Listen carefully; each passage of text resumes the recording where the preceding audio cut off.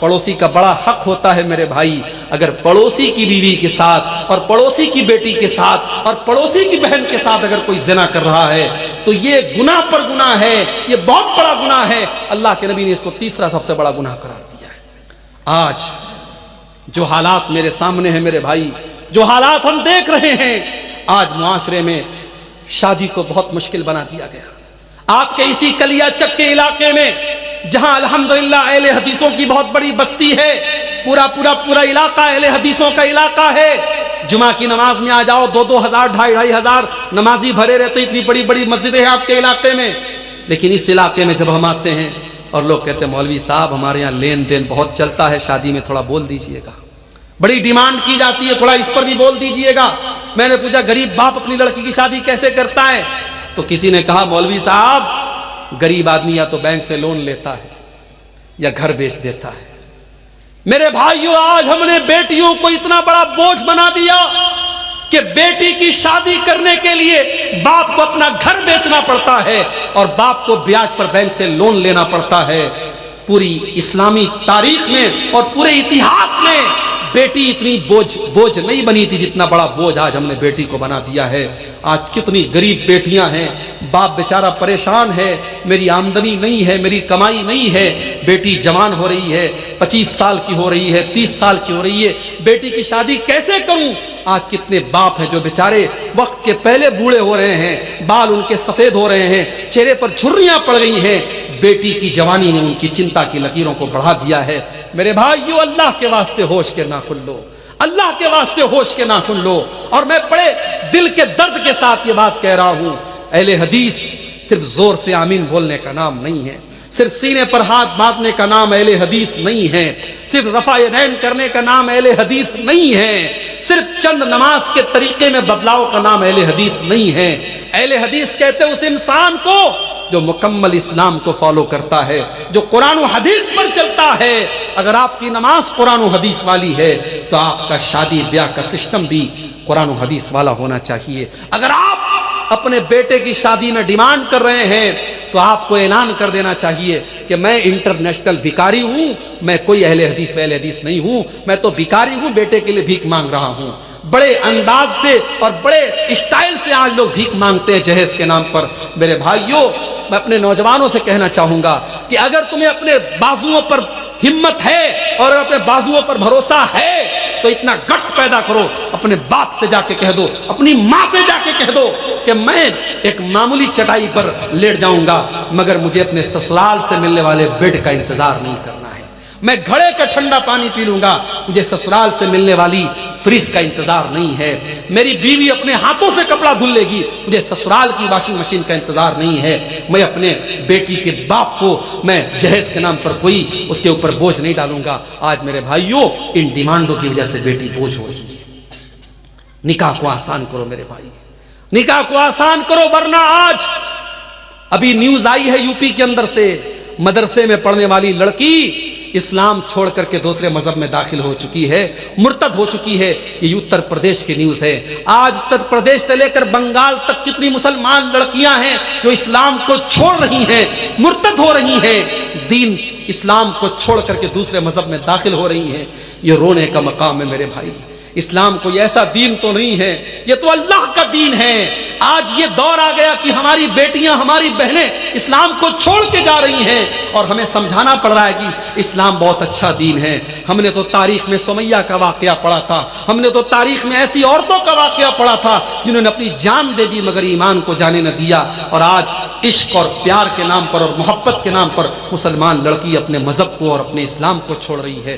میرے بھائیوں, نکاح کو آسان کرو, نکاح کو آسان کرو. آج ایسی لڑکیوں کے میرے پاس بھی میسج آتے ہیں, ای میل آتا ہے, مولوی صاحب میرا باپ میری شادی ایسی جگہ کرنا چاہتا ہے جہاں لڑکا قبر پرست ہے, مزار پہ سجدہ کرتا ہے, قبر پہ سجدہ کرتا ہے, پورے گھر میں تعویذ پہنا جاتا ہے. مولوی صاحب میں ایسے گھر میں شادی نہیں کرنا چاہتی ہوں. میں نے اپنے باپ سے کہا کہ میری شادی فلاں کے ساتھ کر دیجئے, وہ لڑکا نیک ہے, دیندار ہے اور قرآن و حدیث پر چلنے والا ہے, لیکن میرا باپ تیار نہیں ہے. کان کھول کر کے سن لو, اگر لڑکی کی شادی اس کے ولی کی اجازت کے بغیر جائز نہیں ہے تو لڑکی کی شادی زبردستی کرنا بھی جائز نہیں ہے. زبردستی اگر آپ اپنی لڑکی کی شادی اس کی مرضی کے بغیر غلط جگہ کر رہے ہیں تو یہ بھی جائز نہیں ہے. لڑکی کی اجازت بھی ضروری ہے. اگر لڑکی کی شادی میں اس کے گارجین کا تیار ہونا اور اس کے ولی کا راضی ہونا ضروری ہے تو لڑکی کی رضامندی بھی ضروری ہے. آپ زبردستی اگر لڑکی کی شادی کرتے ہیں تو اسلام کی نظر میں یہ نکاح بھی ویلڈ نہیں ہے, صحیح نہیں ہے. اس لیے میرے بھائی تھوڑے سے اس معاملے میں سمجھداری سے کام لیجئے. اگر لڑکی کسی لڑکے کے ساتھ شادی کرنے کو بول رہی ہے یا لڑکا کسی لڑکی کے ساتھ شادی کرنے کو بول رہا ہے اور وہ رشتہ صحیح ہے, دین کے اعتبار سے کوئی خرابی نہیں ہے, تو ماں باپ ضد نہ کریں اور نکاح کر دیں تاکہ آئندہ زندگی میں وہ لڑکا یا لڑکی کوئی ایسا قدم نہ اٹھائے جس سے پورے خاندان کی عزت پر دھبا لگے. اس معاملے میں ہمیں سمجھداری سے کام لینا پڑے گا. اللہ کے پیارے نبی فرماتے ہیں اذا خطب الیکم ممن ترضون دینہ وخلقہ, جب تمہاری لڑکیوں کے لیے ایسا رشتہ آئے, لڑکا دیندار ہے اور لڑکا اچھے اخلاق والا ہے, فزوجوہ, تو تم اپنی لڑکیوں کی شادی ایسے لڑکوں سے کر دو. اگر ایسا نہیں کرو گے تکن فتنۃ فی الارض وفساد عریض, تو زمین کے اندر فساد پھیلے گا اور فتنہ پھیلے گا. تو میرے بھائیو اگر ہمیں زناکاری کو روکنا ہے تو ہمیں نکاح کو آسان کرنا پڑے گا. اور آگے بڑھیے, اللہ کے نبی فرماتے ہیں اجتنبوا السبع الموبقات, 7 ہلاک کر دینے والے گناہوں سے بچو. صحابہ نے پوچھا ہے اللہ کے نبی کون سے 7 ہلاک کر دینے والے گناہ ہیں؟ آپ نے فرمایا الشرک باللہ, سب سے بڑا گناہ تو اللہ کے ساتھ شرک کرنا ہے جو اللہ معاف نہیں کرے گا. اگر شرک کی حالت میں انسان مر گیا تو اللہ کیا اس کو جنت ملنے والی نہیں ہے. الشرک باللہ, سب سے بڑا گناہ شرک کرنا. نمبر 2 والسحر, جادو کرنا. آج جادو بھی ہو رہا ہے, آج جادو بھی ہو رہا ہے. آج ایک دوسرے سے حسد اور جلن میں لوگ ایک دوسرے کے اوپر جادو بھی کروا رہے ہیں. عورتیں بھی جادو کروا رہی ہیں, مرد بھی جادو کروا رہے ہیں. جادو کرنا کرانا حرام ہے. اللہ کے نبی کہتے ہیں ہلاک کر دینے والا دوسرا بڑا گناہ جادو کرنا. تیسرا گناہ وقتل النفس التي حرم اللہ الا بالحق, اور کسی نردوش کی ہتیا کرنا, کسی بے گناہ کا قتل کرنا, کسی بے گناہ کو قتل کر دینا اور کسی بے گناہ کو مار ڈالنا, یہ تیسرا بڑا گناہ ہے.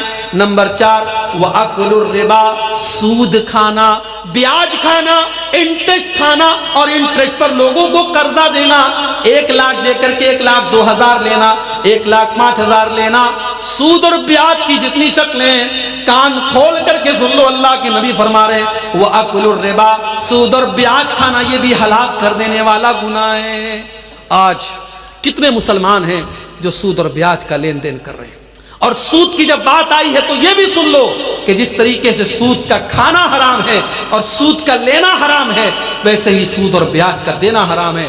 آج بندھن بینک کے نام پر اور بندھن لون کے نام پر آج گھر گھر عورتوں کے نام پہ لوگ لون لے رہے ہیں اور بیاج پر پیسہ لے رہے ہیں. یاد رکھو اللہ کے نبی نے بیاج کھانے والے, بیاج کھلانے والے, بیاج کو لکھنے والے, بیاج کی گواہی دینے والے, سب پر اللہ کے نبی نے لعنت کی اور آپ نے فرمایا سب برابر ہیں. اس لیے بیاج کے کھانے کھلانے والے کان کھول کر کے سن لے, ہلاک کر دینے والے گناہوں میں چوتھا گناہ اللہ کے نبی نے فرمایا وَأَكْلُ الرِّبَا, سود کھانا. نمبر 5 وَأَكْلُ مَالِ الْيَتِيمِ, اور یتیم کا مال کھانا یہ بھی بہت بڑا گناہ ہے.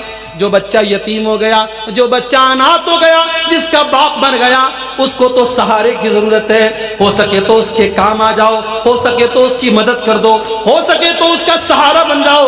لیکن کچھ بڑے بے رحم لوگ ہوتے ہیں جو یتیم کا مال بھی ہڑپ جاتے ہیں. کان کھول کر کے ایسے لوگ سن لیں, یتیم کا مال کھانے والا اپنے پیٹ میں جہنم کی آگ بھر رہا ہے. اللہ نے فرمایا ان الذین یأکلون اموال الیتامی ظلما انما یأکلون فی بطونہم نارا, جو لوگ یتیم کا مال کھاتے ہیں وہ اپنے پیٹ میں جہنم کی آگ بھر رہے ہیں.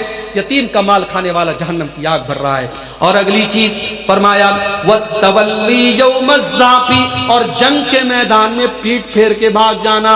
جنگ کے میدان میں جو پیٹ پھیر کے بھاگ جائے وہ بہت بڑا گناہ کر رہا ہے, ہلاک کر دینے والا گناہ کر رہا ہے. اور 7واں گناہ وَقَذْفُ الْمُحْصَنَاتِ الْغَافِلَاتِ الْمُؤْمِنَاتِ,